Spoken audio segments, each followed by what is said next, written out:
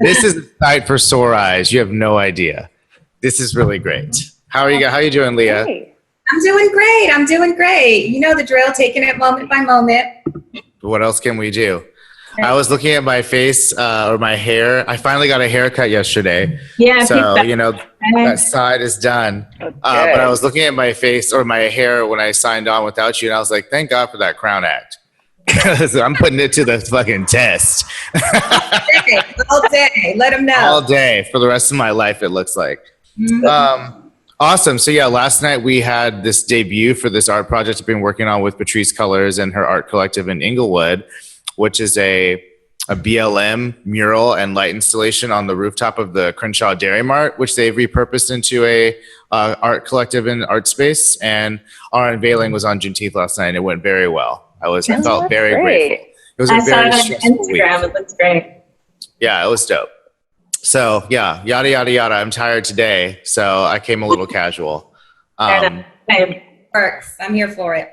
Okay, well, yeah, so I've already done the intro, so let's just get started. Thank you so much, all of you, for joining us for this episode. What we're going to do about Black advocacy, how we can advocate for Black shit effectively. And so, you know, this is obviously casual. Delilah's like, do we need to be saying shit? Nah.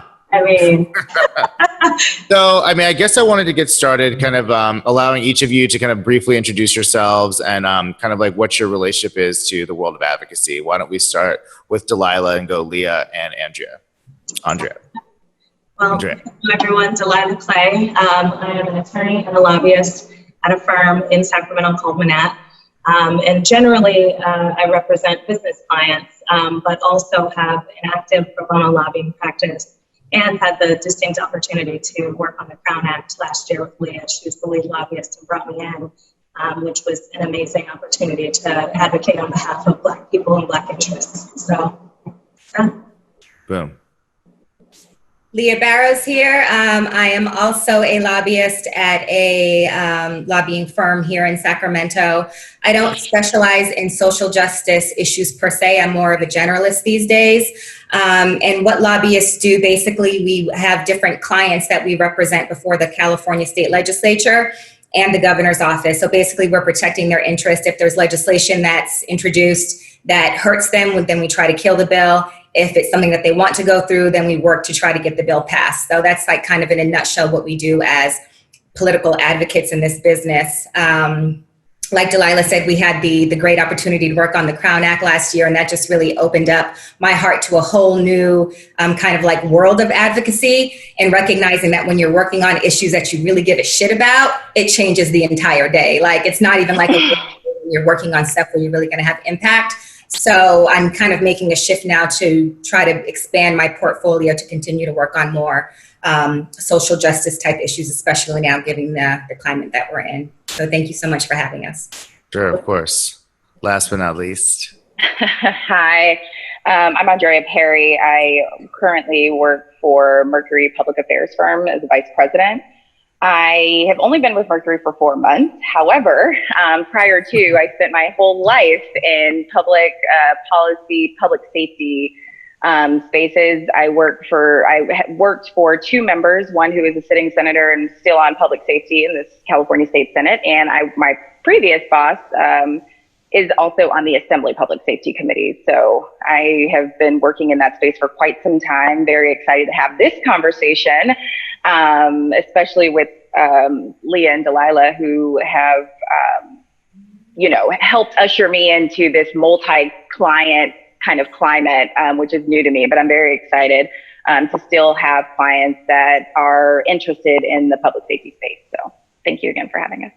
Well, of course. Well, I just can't tell you how wonderful it is to see all three of your faces on this Zoom. This is really powerful, and I already feel advocated for, Well, let's start with you, Andrea, public safety. Let's start with that. I think that all of you must be interpreting these events, both as advocates and as Black people, just, astounded at kind of like that it's taken this long to even get to a point where we feel like the change is possible, but also seeing real, for the first time in a long time, dare I say hope that like substantial change is possible.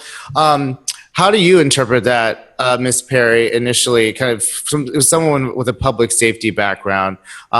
What do you think some of the opportunities that are, maybe more tangible than before are? Well, and maybe really also what prevented those from being possible before? It's really interesting, actually, because I was thinking about the conversation around public safety and what that looks like. And I'm also an HBCU grad. So that is, kind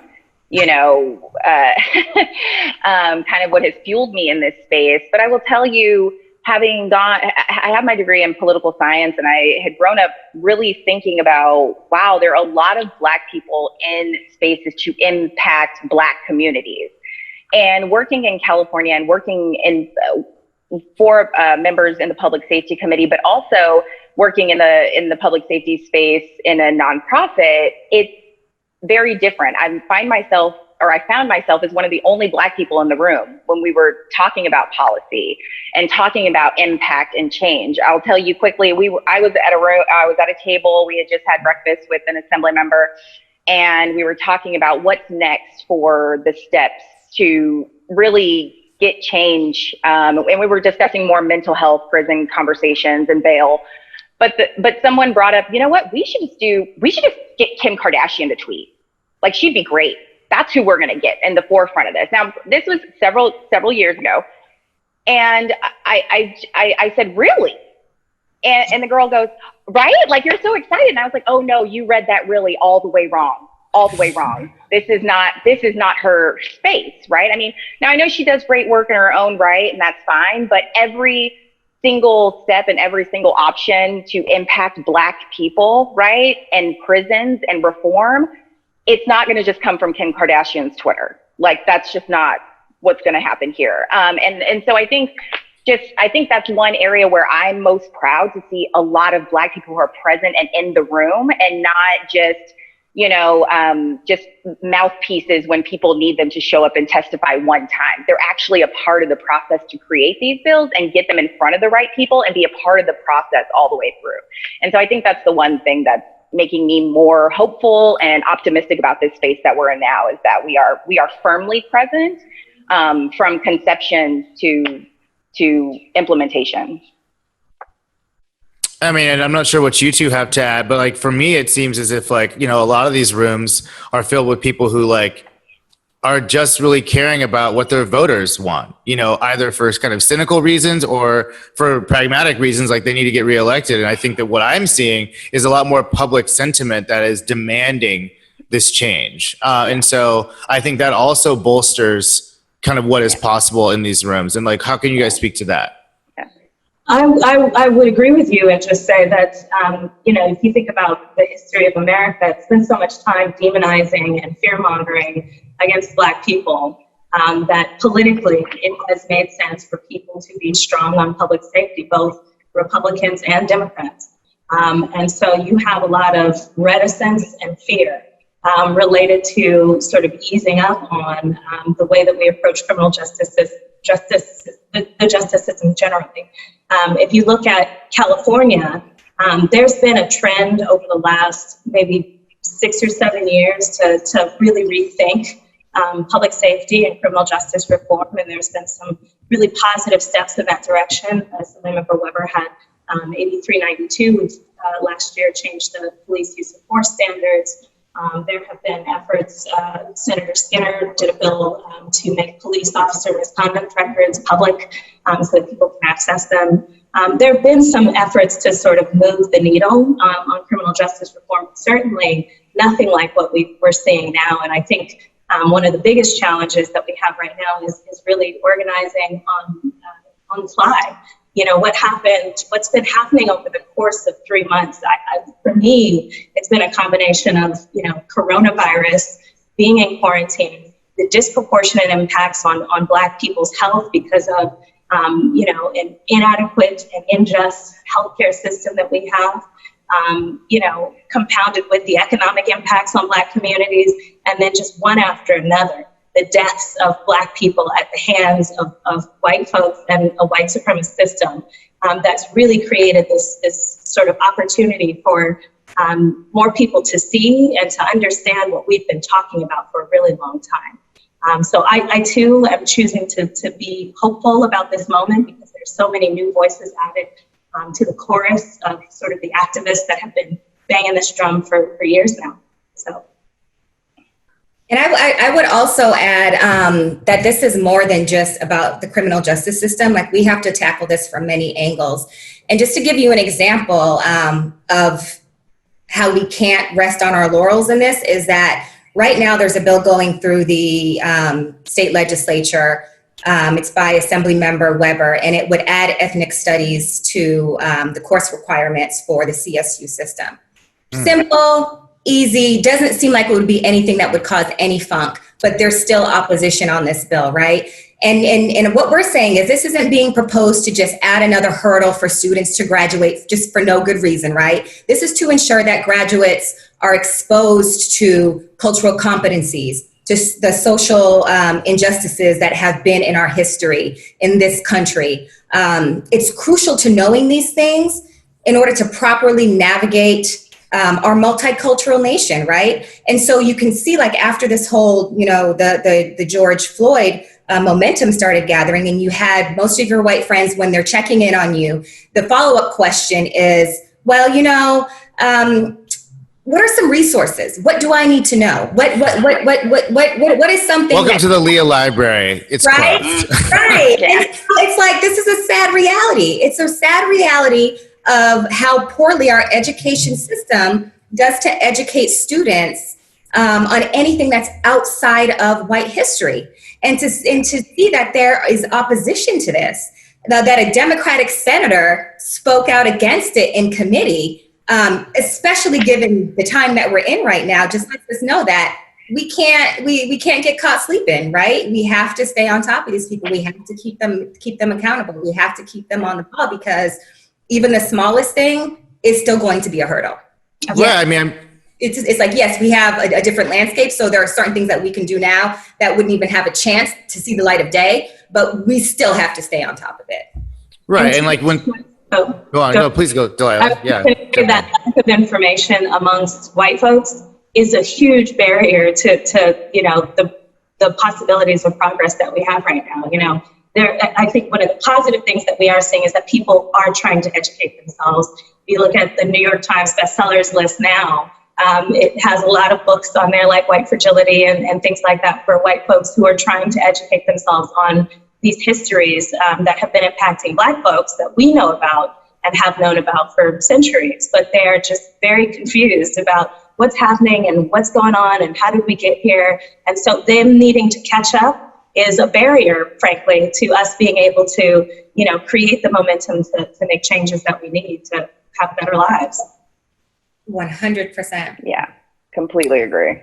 And I mean, and that's at best, like white ignorance and the need to, and the yearning for knowledge, like that's the best case scenario in many instances. There are people who straight up don't want to change anything, and I think that I want to talk more about that. Like, what are kind of structural barriers and like actual well-resourced barriers to this change? Like, there is an opposition, right? It's not like we just have to ameliorate ignorance. Like, there are people who profit from the way it is, like literally, how describe like what we're up against, if you three can kind of each weigh in. Well, I mean, the reality here is that this isn't something that people are going to want to give up their power easily. Like, the system has to be completely reworked. This isn't a one and done scenario where you tackle one issue. We have to tackle so many issues right now. So any and all policies that support a redistribution of wealth and power, that's what we need to do. They don't want that. That's what we're going up against. This isn't about a few subsidies here and there. This isn't about charity or tokenism, right? Tokenism, because that's a real fucking thing. Excuse my language. This is about sustained process, right? This is about creating generational wealth and powerful legacies for our people. So we have to go into this knowing what we're up against. This isn't just, a few bills here and there. Like, we're trying to really change some stuff. And articulate go on, please. Oh, I was going to add, when we talk about what we're going up against and we're talking about it externally, we need to talk about it internally too. And so 2 points on that. When I staffing, and I went to the public safety committee and I said, you know what? It feels like every time I want to run a bill, there's something contradictory where I'd have to run 3 other bills for this one bill to work. And I remember Reggie Jones Sawyer brought up to his committee and said, we need to take a look at rehashing the penal code because it doesn't make sense. There's too many amendments, and when lawyers are going in to defend their client, there's 20 reasons or 5 reasons why they should get off, but there's 30 statutes to say why they should be convicted. And so there's like this penal code that is a constant level of confusion, not just for those of us who are lobbyists or former staff, but for the committee themselves. I mean, they said it would take years to rework the penal code.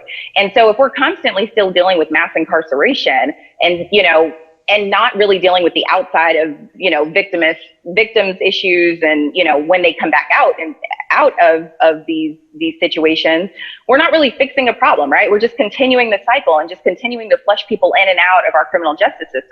I also want to point out number 2, because Black people are not innocent at this phase. They are not. We have to self-reflect as well, because I can't tell you how many times I would see Black people, Black advocates, Black folks in the streets, and they want to work, but they go hire a white lobbyist or a white firm. They don't trust. They don't play. They think they play within the rules by hiring white people. And white folks, lobbyists, they know the rules too, but so do we. And you cannot sit here and have folks walking around the building that don't look like you, telling your stories. That doesn't make any sense. Not to say that white people can't do a good job in some spaces, but the goal should not be to just hire them and overlook Black lobbyists because of maybe mistrust within our own Black community, right? So I do want to bring that to the forefront, as that's kind of an area where I think is, that needs to be really looked at as well, is why are we not trusting other Black people within this space who know and can work the room just as well as anyone else. Well, white supremacy is, that's how insidious it is, right? We're in it as well. Yeah. Yeah. I'd like to speak to some of the moneyed interests too that sort of create opposition to change. I think one of the biggest ones in the criminal justice space is obviously police unions and correctional officer unions that spend a lot of money and have a lot of juice in the legislature and in your local, towns and cities all over America that are entrenched in maintaining the status quo. And the politicians and folks like that have to run their campaigns, and that makes sense. And that campaign operates off of money to be able to advertise and get their message out. Having a union come in that has supported you financially in your campaigns and saying, hey, this is something we don't like, and we have this problem in X, Y, and Z, and they make their points, right? And it's persuasive. It can be very persuasive. And so I think sometimes with the activists are coming in saying, hey, we need X, Y, and Z. But when you've got that moneyed interest and that sort of political consequence on the other side of the aisle, it can give members of your city councils and our legislature and looking at Congress some pause about how they make those decisions. And so I think, that's got to be something that as a community and as we're organizing, that focus on accountability and how we make sure that accountability is upheld. And I've seen in some places where they're talking about trying to, keep unions out of giving in certain political races. Those have First Amendment consequences and can be difficult to actually do. But, at least as voters, to pay attention to who is this person receiving money from? And is that the person that I want to support if they're receiving money from someone who is actively advocating against my interests? Those are the sorts of things that I think as voters and as a community that we need to be highlighting and really talk about because those are the forces that help to maintain the status quo. Well, that's the accountability, right? I mean, you've seen some candidates now who are either rejecting or kind of giving back money from, there's a couple instances here in Southern California where they've said, we don't want police union money. I'm going to beat you without it, and I'm going to take you, I'm going to take you on as a result of it. Just to give people a sense of like how powerful these unions are, like comparatively, like, are they the most powerful? Like, I know that the teachers unions won. Like, I would say that from my lay knowledge, I'm aware of them being amongst the most formidable lobbying kind of advocacy groups as the ones for police and public safety and correctional officers. Is that the case? I would say labor is probably the strongest. And they wade into public safety issues occasionally as well, which is like bail, for instance. There was a ton of advocates, but SEIU joined the crew and, you know, with all their money. But I think law enforcement, I mean, it's scary how much money they have, and how they and it's not just they give money and they're quiet about it. They give money and they go in and have the conversations, and they have these folks direct cell phone numbers, their chiefs, their DO, anybody who knows them. And so, I'm going to let you guys speak, but I think it's terrifying how much money, one, is put into politics, period, but two, how much law enforcement not just gives money, but like expects a full return on every dollar that they give. And I'll say also to the previous conversation, all skin folk and kin folk, and we need to always follow the money when we're dealing with anyone that you're voting for when you go down the ballot, and not just D'ing it up or R'ing it up as you move down. Mm-hmm. Yeah, 100%. I mean, so like, given that, how do we take advantage of this moment to do things that like politically weren't possible? I mean, obviously we can highlight people who have benefited from these unions. You know, as Black people who are able to navigate this system, I mean, I want to get to the systemic part, but like, I don't want to forget to touch upon like, what is it actually like being in this building and being Black women, as beautiful and effective as you all are? You know, I mean, like, the proof is in the pudding. But like, what is it like in terms of just being an effective lobbyist as a Black person? You have to, and a woman. You really have to navigate the world differently. There was a time where I worked at a firm that was all white men. And when white men are advocating in this space, it's a different ballgame. Like, you walk in the room and they have influence just for being an old you. I walk in the room, I don't have influence just for being a Black woman. I have to work for it, right? So I have to move differently. And so there was a time where, you know, I had to have a talk with one of the partners in the firm when he was questioning the way I was doing certain things, or my strategy, or the way I operated. You know, like going to a lot of coffees and lunches to build relationships, making rounds in the Capitol, doing pop-ins and saying hey to people when I didn't need something. So it's not like I'm always just going to them when I haven't asked. And, you know, you spend a lot of time doing that because you're building relationships, you're cultivating them, maintaining them. And I had to have a real talk with him. And luckily he was open enough and he got it. But I had to let him know the way I move in this building is way different than you move in this building as a white man. I don't have the influence that you have. I don't have the access that you have. So I have to create it. I have to be creative, and I have to insert myself in a way that you don't have to. And I just need for you to respect that. And those are just things that you have to take into consideration. Yeah, the intersectionality is a real thing. I think women in politics generally have real issues with things like, you know, being rumored to be sleeping around and doing X, Y, and Z that men never really have to deal with. And to the extent that they are having a lot of, you know, relationships, people think it's cool, right? For women, it's a different ballgame. But then I think particularly as Black women, oftentimes we walk into the room and people, you know, don't really, depending on the room, if it's a bunch of people that don't exactly know you, they might, you know, see us and think, oh, she's really young, or she's this and that. And it's just like, people don't really know exactly how to situate you the same way that they would an older white gentleman, right? And so just learning how to assert yourself in a way that is true to yourself, but also not too threatening, and not too aggressive. And, you know, you just kind of have to walk these very interesting lines that I think Black women across professional, you know, spaces know and understand and figure out. You just have to figure out personally how it's going to work for you. But yeah. And also, you know what, Delilah brings up a good point in that, like, this industry that we're in, just in and of itself, working in politics can be very cutthroat, right? Especially when you're on the lobbying side, because you have to be aggressive. There are times you have to step outside of your comfort zone, and you just have to kind of just get in there and go for it.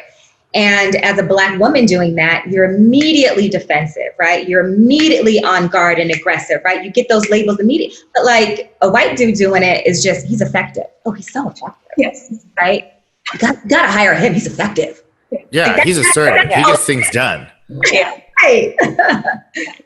Yeah, I think I'm going to add to that too is, you know, fighting, I think with any Black woman, kind of like Delilah said, just in any profession, we're always fighting up against our tone, our presentation, how we enter into a space, but also avoiding tokenism issues too, right? I mean, like when you are the only Black woman in the room, right? As we know, whenever you're the only Black person in a room, you're representing all other Black people, right? And just it's the same for Black women.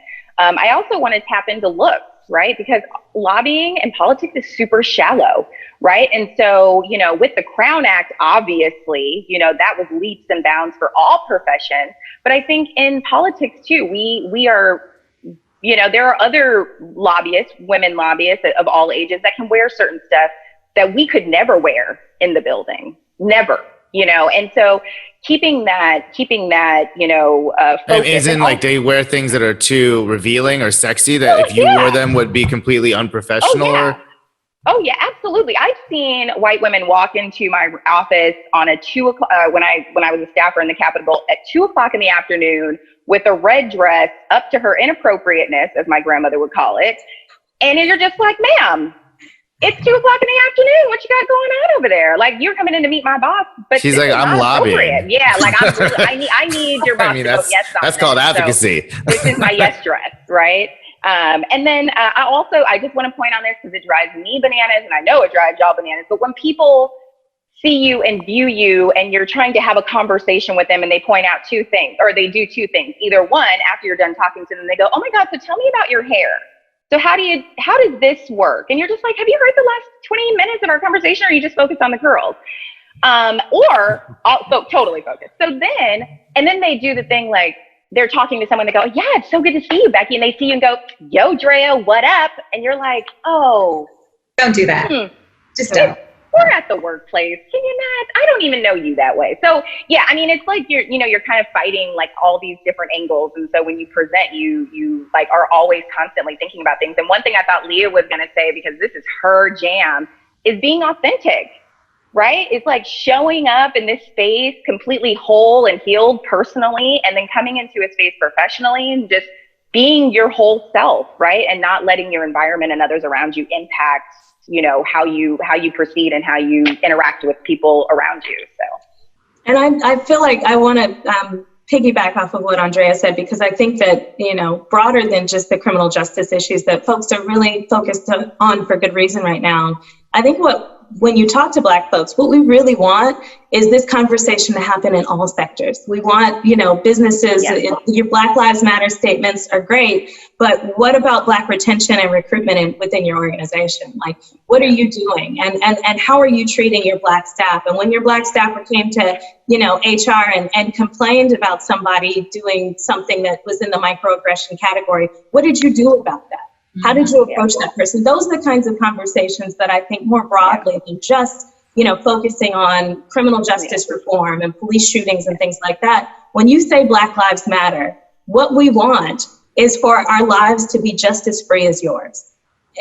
Economically, you know, in terms of criminal justice, in terms of opportunities to build wealth and start businesses, just thinking about the Black businesses that have been impacted by COVID because they're not able to access loans and they're getting ignored by their banks and things like that. Like that's the kind of stuff we want everybody everywhere to look inside at yourself and your organization and say, what can I do to be better to Black people? Beautiful. And have that be the goal. It's like, we're not here just to make sure y'all don't die. You know, it's like, we're here to make sure you guys actually have the same sort of life that we take for granted, you know, white people take for granted. And so with that in mind, like, I don't know, you know, there's any number of industries, every single industry on the planet needs, you know, to address this issue. But given the kind of plethora of options, kind of what should the priorities be?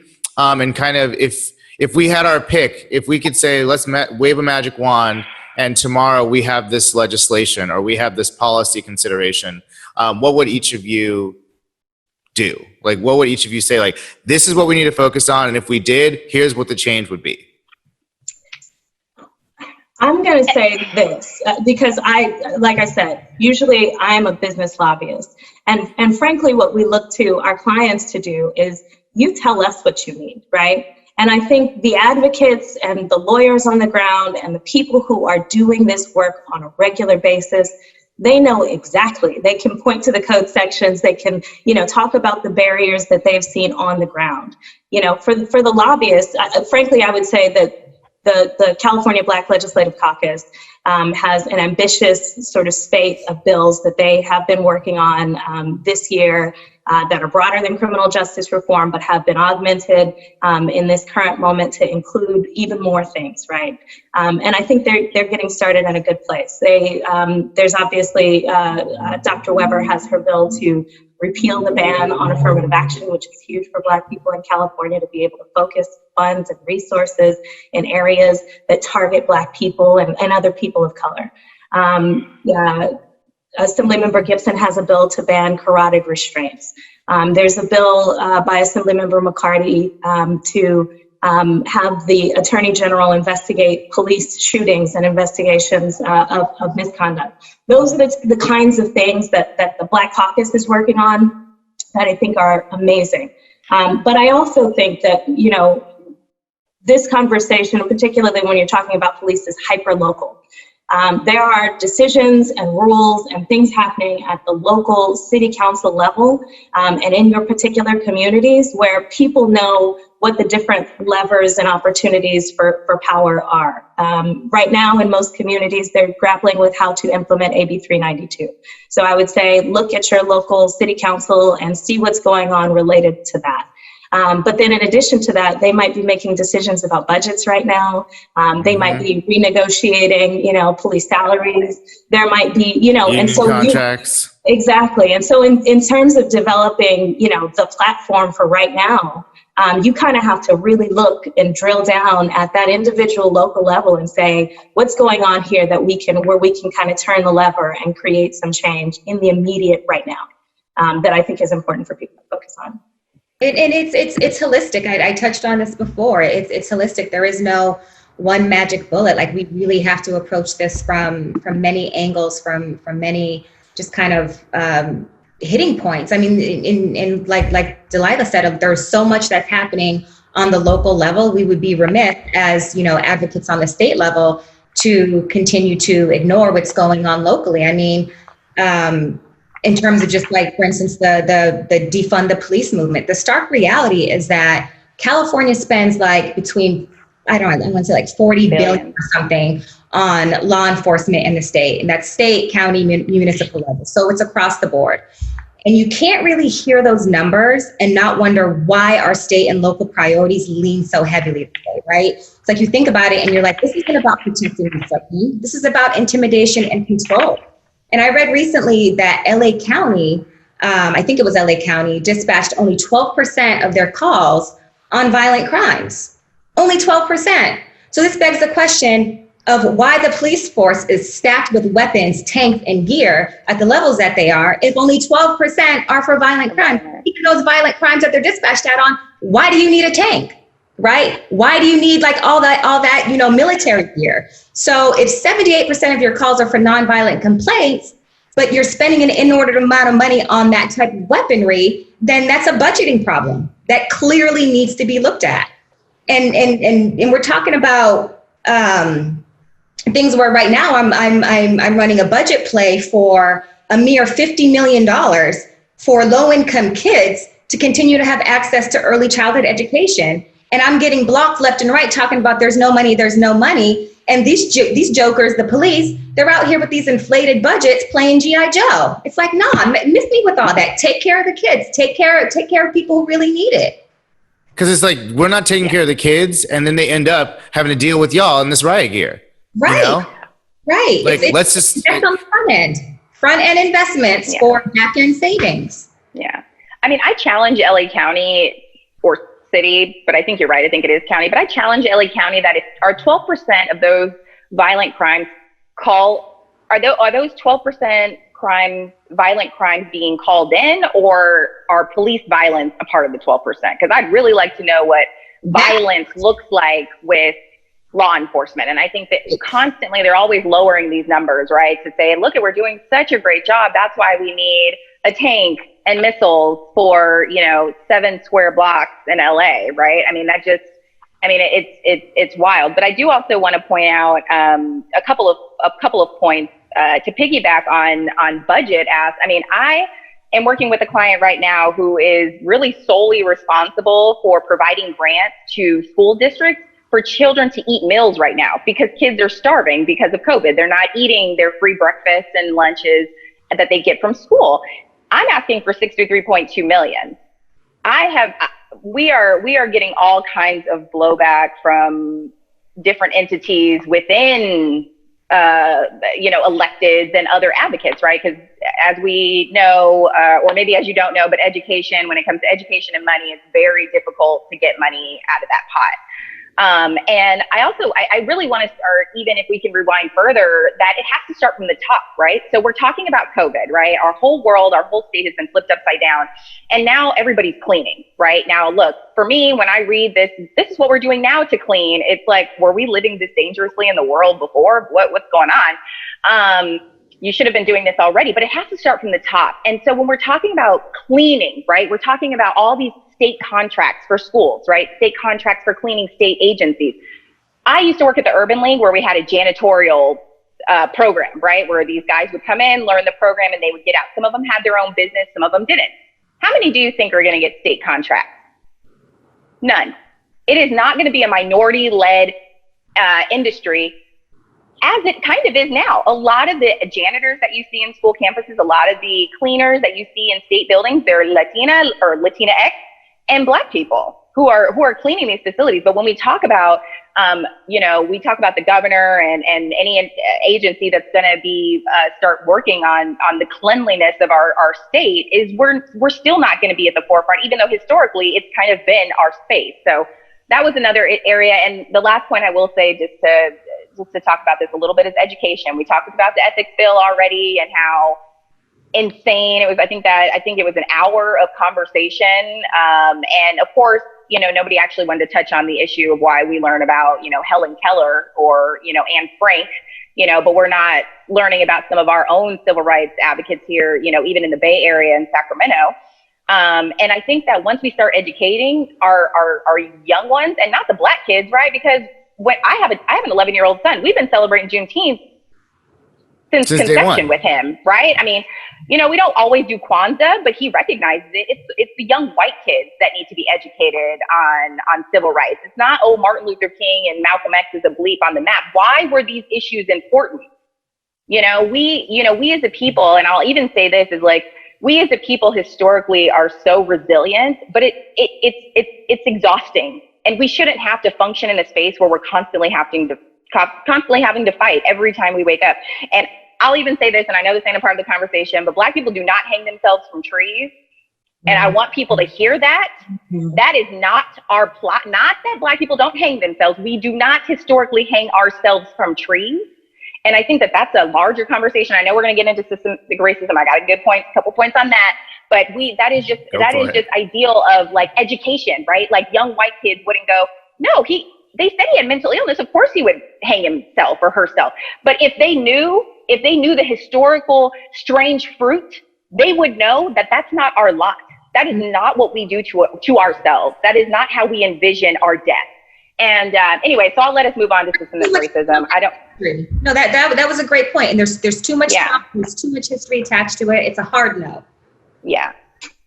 I mean, getting back to the point about the budgets, first of all, yes. I mean, so one of our previous guests, Erica Smith, she used to be at the Bee and now she's at LA Times. She went to Victorville and Palmdale to like look into this. And now the brother of that guy has been shot. And she's just like, in what world are Black people during this moment are hanging themselves from trees in California and Texas? Like, I need a deep investigation into what's going on with that, because we all know that there's something deeply wrong about that. I mean, in terms of the LA County, so the police officers who are in the school district, so there's like a police department within LAUS or school district, they have recently voluntarily given up their grenades. And so they're like, you know what? We're just going to give up our grenades in the school district. And everyone's like, y'all had grenades? Right. What the fuck are you doing with grenades in the school district? And this is your reform? It's like, that makes me know how much reform we need, that y'all even have grenades. in the school. And the fact that they'll sorry, I get really passionate. I'm sorry, but the fact that they even tout that as we're making a change, we no longer need grenades. Yeah, I mean, I think a few years during Ferguson was another time where local law enforcement were giving up their tanks. And I believe someone tried to run a bill in California, I don't know who it is, to say that California law enforcement could no longer have military grade equipment, and it died a painful death, like a painful, obvious death. And don't be confused, Democrats did not support it either. And so it's, people talk about the Republican Party and how it's like you're a Trumper or a Republican, but there is definitely a difference in the Democratic Party of like true Dems and people who just want to feel good about themselves. Like there is really a void there between the two. And I'm finding that even more and more as I move out of the public safety realm and into other industries, that there's like a divide there. That's actually really disheartening. I want go on. I was just going to jump on that political point. Everybody's complicit, right? And I think, you see that in our politics and when you just looked at the presidential primary, trying to find somebody who was actually speaking to the issues that you care about in the ways in which you care about them. Like, there are problems in the Democratic Party. There are Black people who are like, I can't hold these folks accountable. They're not really listening to me. So what's the point in participating, right? And I think, the Republican Party, unfortunately, hasn't really created a viable option to create competition for our votes. And so a lot of Black folks are like, all we can do is look to the Democratic Party. Fair. That's how I position myself, right? But the question is how specifically we hold them accountable to our needs and to the things that we want. And I know that people are paying a lot more attention. It's about shining lights on those things that actually matter, like those votes, to prop up police and do different things like that. It's got to be time out for that stuff now. Yeah. We can't do that anymore.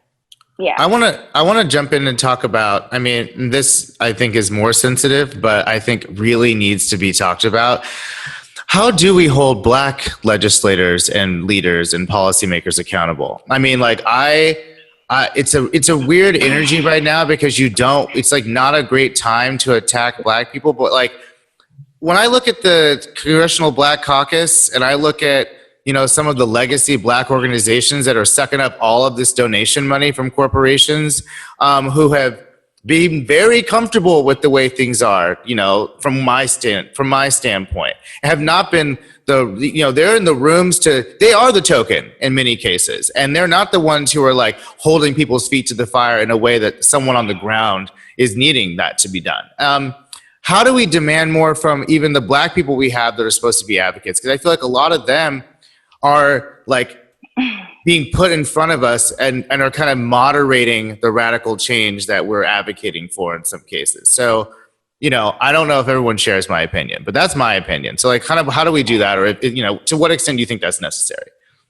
Well, I think it's a dangerous game to ID every Black elected as an advocate, because just like with white people, we're not a monolith, and some Black people will come in with different interests. I think, again, to another point, all skin folk and kin folk, and you need to do your research, because if you're looking to someone who's already elected and you haven't done the research on them, right? And we can talk about strategy and how Black people should be moving in this space and how to keep the ball rolling for advocacy and make real change. But you need to do your research on people you're voting for, not just solely depending upon people who are already voted in, because they already have their dollars and cents, right? I think that in California and in some southern states, we have been really lucky to have good Black people who are elected, who are here with genuine purpose. But I do think that some Black local electeds, sometimes you just need to leave them where they're at and just say, if you're not with us, you're against us, essentially. And then find another advocate that's maybe not Black, that could support, some of the Black elected. I have a couple people in my head who I find grossly misrepresenting their districts, grossly, like disgustingly. But you know what? I don't go into their office. Like I don't deal with them because I know that going in there, I already know what I'm up against. I've already done my research. I know where the money flows through them and their interests. And so I don't bother with them. Now, if I were in their district, I would be making noise to get them out. Right. But some Black folks in their district are just saying, well, I'm glad we have a Black representative, and just leave it at that, and don't want to see change. Right. Because we get into a weird thing with Black folks sometimes where we're like, we got to be together. We got to be so together that we can't go against anybody. But you know what? Harriet Tubman had a pistol for a reason. And she said, some of y'all if y'all got to go, you got to go. And that's just where we're at, And so so anyways, that's my, moment. But, thank you for that. Yeah. And I would speak to the Black organizations. I think there are some groups that have traditionally, represented Black folks that are really struggling with participation from folks our generation, right? They're not recruiting and bringing in the new, voices, the new rounds of talent because to your point of what you're talking about, Trey, there's just sort of this disillusionment with, how is this organization really representing me and us? And I think what we're seeing is sort of the creation of new organizations and less sort of heavy centrism and more disjointed sort of local voices. I mean, Black Lives Matter is a great representation of that. It's very decentralized, and it skews much younger than some of these other organizations that have traditionally been in the rooms. But as a political operative, it is important to be in the room as well. You can't discount the power and the value of being able to do that. And so trying to find a balance between demanding and agitating for radical, dramatic change. And then you have to take that energy and momentum and bring it into a space where you're actually talking about specific policy prescriptions, and you have those representatives who really represent, who align with you, but can sit down with those policy leaders and go toe-to-toe on the actual policy, and not just the people rabble-rousing in the streets, but actually the mouthpiece that you need to talk about, okay, this is what people are actually wanting and needing. And I think that some of those organizations, I'm not going to name any names and do all of that stuff, but they're seeing this energy and they're recognizing that, and we have to hold everybody accountable. If you are reporting to represent the interests of Black people and Black communities, how are you holding your partners accountable for that? If you're taking a check from, Corporation X, what's on the other side of that? What are the requests that we actually need from them besides just them funding, the new building or whatever for you? Yeah.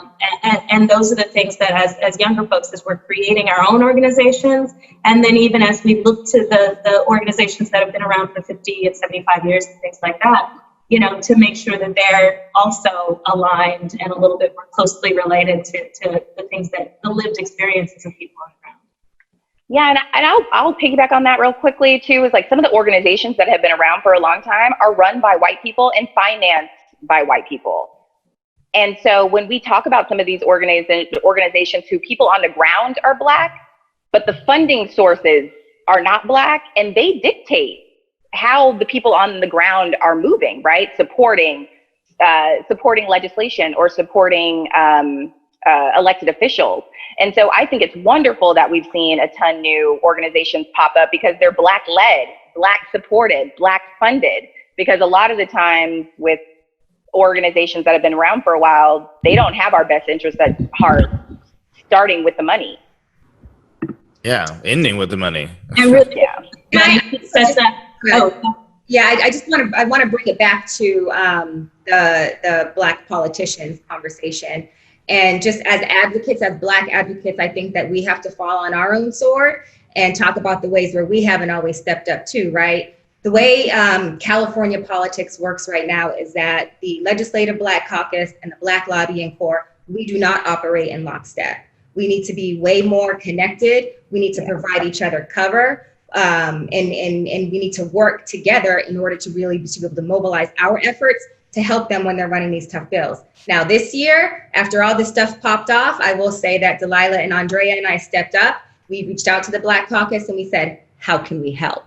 And we're talking to our firms to be able to take on pro bono clients or to be able to talk to clients that we have that are paying to put their backing behind some of these bills. And we're not just talking about soft support where we just like send in a letter. We're talking about boots on the ground lobbying, counting votes, really talking about the issue and painting a picture of what's going on. Because one thing I'm going to tell you right now is that when you're advocating for these types of issues, this isn't just about going and talking about the policy implications. You really have to sit there and you have to paint a picture for non-Black people that tells a story in such a way that they can really feel the impact of it. So like, for instance, Delilah and I worked on the Crown Act. We had to break down the history of Black hair. And just for y'all who don't know, that was like a huge bill that was just like anti-discrimination, prohibiting employers and schools from discriminating against Black folks for wearing their natural hair in protective styles, locks, braids, twists. Most people are like, that has to be a law. You're like, yeah, actually. Right. Yes, unfortunately. So when we're lobbying that, like we had to really break down the history of Black hair. We had to talk about how it was used against us as a tool of hatred. We had to talk about the subjugation. We had to talk about how we were forced to assimilate and what that does to your psyche. There are so many things you have to break down. So yes, the Black legislators are held to a certain standard, but us as advocates, we're held to a certain standard as well. And I'm happy that we're getting out front now and we're offering to really step up and offer our services and our support now. But really, when I look back at it, this should have been done, right? And so also going forward, we're leaning toward the end of session right now. And when interim starts, the legislators are going to go back to their district. But starting next session, we have to do better at mobilizing and getting everybody to a place where we're working together. And as lobbyists, we're providing members cover. And as members, they're supporting us as lobbyists. And they're helping to get us contracts. Because that Crown Act contract that we got, that was Senator Holly Mitchell. That was Senator Holly Mitchell going to the client and saying, yes, I will run this bill. I want to do it this way, beefing it up, but also saying, you don't know anything about California politics, so you have to hire a lobbyist. And I want it to be Black woman led. That's what we're talking about, right? Absolutely. Yeah. Circle. That is, it's an ecosystem, you know? I mean, like, it's not just like everyone do what you can, you know, however you feel like, you know, this, I mean, in order to be effective, and that's, I think, like, you look at the most powerful advocacy groups, they have their shit together. You know, it's not just that they have money. Money can be really carelessly spent, you know, and we've seen examples of that. It has to be spent wisely. And sometimes you don't even need that much money if it's crafted correctly and the right people are involved in kind of executing it. So, and I really like to hear that, you know, you're going to your firms and saying, like, you know, we have a lot of resources here and that we have to be willing to deploy them. You know, I'd love to hear an example of, because obviously, you know, especially for all of you now, you have corporate clients, and a lot of those corporate clients there's a bunch of white people in those rooms being like, what are we going to do? Like, how are we going to, you know, where's our black tile? Like, what's our little Instagram? Like, how are we going to, where's the NAACP? Like, where's our money? You know, how can you guys leverage your own access to kind of corporate decision making and saying, like, look, a $5 million donation to the United Negro College Fund, that's great. But how about you give $10 million of your lobbying dollars to kind of affect some of these policies being changed? You know, like that actually might have much more return on investment in terms of the outcomes you say you want. Yeah. I mean, some of these people like don't actually want those outcomes. They just don't want to be, you know, called out for being racist. But I mean, like, Black advocates, I think, actually have a huge ability to kind of just help these companies decide meaningful, kind of like how they can meaningfully contribute to this revolution. So how do you feel about that? It means a lot to have corporations, businesses, organizations that aren't typically activating in these spaces to be involved, right? So to have a committee analysis or a fact sheet that has support from a wide range of organizations and businesses is huge. So it's incumbent upon us to really talk to our clients and give them all of the reasons why they shouldn't shy away from the tough bills, right? Keep the pressure on them to really meet this moment, to step outside of their comfort zone and really just kind of imagine a life outside of the realm of how they typically operate. You know what I'm saying? And so, many of them are asking these exact questions. You know, how can I get involved? What's out there? What's available? What would be a good opportunity for us in our sector and things like that to sort of position ourselves in the right sort of ways. And it's, you know, being a Black person that's involved in those conversations, you know, I'm having the same conversation with them that, you know, I just had with you. Okay, you have your statement. That's great. Also, make sure you're talking to your Black employees and look internally and see what you can do just inventory-wise. Who are your contractors and suppliers and those sorts of things, because that's the next question that people are going to ask after you put out this statement. And then, yes, let's talk about legislation. This is what's going on in the legislature. And, you know, you don't have to support everything, but there are some things that you can find a nexus to that might be useful for you to, you know, put your name on and say that you actually care about that. The company X might have a relationship with member, you know, Y directly in their district to be able to say, hey, it actually would be good if we repeal affirmative action, because that would increase the pipeline of diverse candidates that can come to us and X, Y, and Z. We have these problems and this would help. So just trying to have conversations with them to think outside of the box. And I think each of us have clients that have asked, that are trying to be engaged and just trying to find their space. And it's just kind of navigating that client relationship to help bring them along and do things that frankly are going to be in their best interest in the long run. Yeah. Well, I'm actually glad you said that, Delilah, because I was going to say the same thing. Is the money is nice, but really in order to meet this moment in real time, you need to look at your own board. You know, I mean, you're having this conversation with me, the only Black ass person on this Zoom, and I'm looking at all y'all and nobody's a person of color, which I don't really buy into that term. I buy into Blackness, but there's nobody else on here that looks like me, y'all. Like, this is the problem. So let's start with the man in the mirror. But I mean, I don't really have more to add to that, because I think that what you two said was spot on. I mean, I don't know how y'all are doing this, because I mean, honestly, because it makes it so much more obvious. Like, I was on a Zoom with this art project, and you know, I was trying to kind of refocus its energy on kind of inclusivity and kind of like giving different people space in the art world. And I'm like, and they were like, yeah, we should do that. I'm like, what we need is a Zoom that doesn't look like this. You know, why is it me and two white dudes? You know, like every single person I'm going to go talk to about joining this project is either going to be a person of color or a woman. And hopefully someone who's like, you know, trans, if I can get them, or gay, or, you know, disabled at this point. You know, everybody need to be up in here, you know. And so I'm just like, I can't imagine you guys going to work and having it be so plain. You're like, wait. It's like a Brady Bunch every day. You know, like that's exhausting. I think we've all taken a day at least to say we need a moment. But I'll tell you, this environment, and I'll let you guys speak for yourself, but this environment has let me feel so much more free about just being more vocal about the support and need and time and effort for Black communities.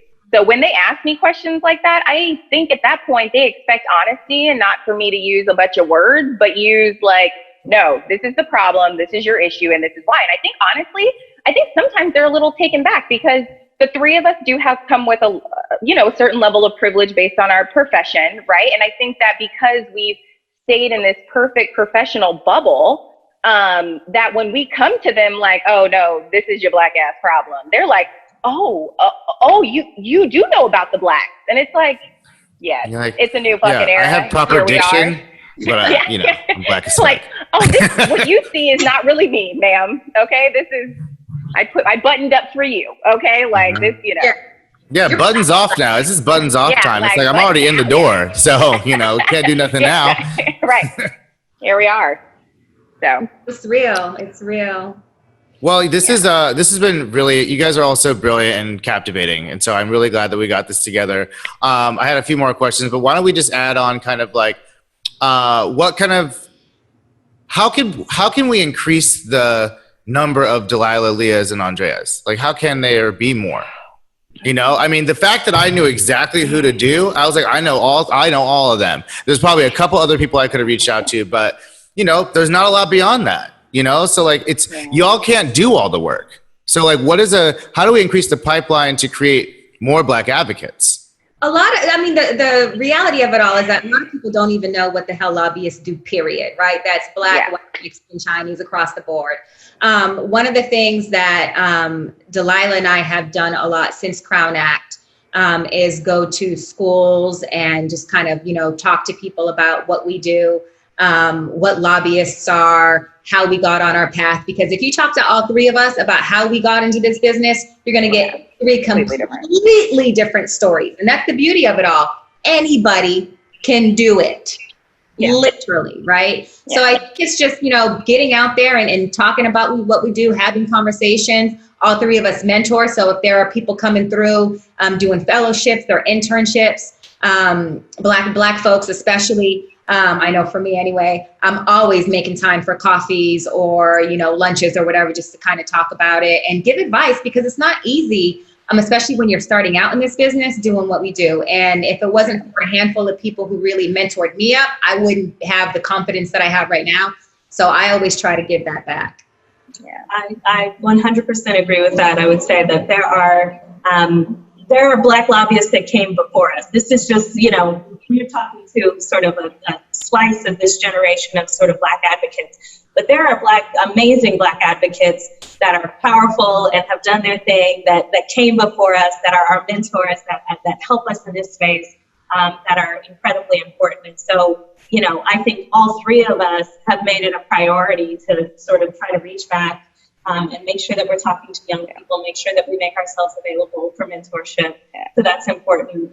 The other thing that I would say to any young person that has an interest in policy is just to just get involved, whether that be with a nonprofit or engaging with somebody's volunteering on a campaign. You start talking to people, because as Leah said, everybody comes to this space differently. If you talk to any lobbyist in Sacramento, they all kind of have a little bit of a different story of how they found, their way into politics. And so you don't have to, there's no cookie cutter. There are 1,000,001 different ways to skin this cat and to get into this space and build a career. And so you just kind of have to get your foot in the door by engaging in politics, whether that be on the policy side or on the campaign side, or something like that. And reach out. Yeah. Yeah. I'll piggyback on that. My mentors forced me to mentor. They said that the buck does not stop with me, and they did not give me the information and the relationships that they have that they shared with me to just me be a hoarder of that knowledge and those relationships. So I love to mentor, and it's great, but I absolutely was talked to by my mentors into mentoring, and not because I don't want to mentor, but it's I think we get to the space where, and especially in politics, where you're still always learning. And so I'm like, I don't even know what to tell anyone else, because I wake up, I pray, and I go on about my day. So that's where the Lord puts me, is where I end up. So I'm always like, that's my mentorship, pray and keep it moving. But love to mentor, especially young black women, because lobbying is intimidating. When I was a staffer, I was like, what do lobbyists do? They just come in and they walk straight into this elected official's office. And then all of a sudden he told me he was voting no, but now he's voting yes. So they have power at their fingertips. And so I think it's intimidating. So one, IDing someone that you like, who is strong on the issues that you're interested in, because just because you're Black doesn't mean that criminal justice is your interest. Agriculture, maybe you're someone who grew up in food deserts. Maybe that's what you're interested in, and local government, access to food and nutrition, which parallels into several different things. But find something that you're interested in, and find someone who is good in that space and talk to them. My last one is Leah and Delilah have gone to schools. I actually just accepted an interview that's supposed to happen at the end of the year with North Carolina A&T, my alma mater, about what lobbyists do and how we impact change. And because they did an article last year that was all entrepreneurship and some other kind of industries, but no one touched into politics. So, I had to write an email hold up. And so we will be having an interview later, I think at the end of August, to talk about what it looks like for you to be Black and a lobbyist in this space. And it doesn't always have to coincide with criminal justice and, civil and social engagement. Right. And to that point, being a Black lobbyist in the corporate space, you do have an opportunity to engage with people in ways that they maybe aren't used to or haven't experienced before, that also creates space. So it's important to have Black people everywhere at every level of everything. Right. Black people everywhere all the time. You know, I was like, y'all got me wanting to be a lobbyist. I mean, beware. Come through, please. Beware when that day comes. Well, you guys, we'll thank you so much. Love on you like we love on each other in the Please. Yes. I just don't know if I don't know if I'm ready for all that. It's a show, Trey. You don't even want to see us when we run into each other in the hall. Well, I already know. Well, thank you so much. This has been really illuminating and helpful, and I hope that it gives a lot of people an idea of the brilliant work you're doing and the kind of impact that you're having on so many people. And that's the thing. It's like your work is so far-reaching. You know, it's not just kind of like this bill here. It's like people's lives are being transformed because of these policies, and they're being shaped by people like you guys, and specifically by you guys. So I'm really happy to bring more visibility and kind of congratulations to your work because it's deserved. Thank you. Thank you. Thank you for having us. Appreciate it. Anytime. This is great. This is a great way to start my day. I mean, thank you for making it happen. So love you all. And this will hopefully post next week. Perfect. I want to end with Breonna Taylor. Absolutely. Breonna Taylor. I appreciate you and happy Juneteenth. Yes. Happy Juneteenth. Have a wonderful day, you all. Thank you. Bye, guys. Love you.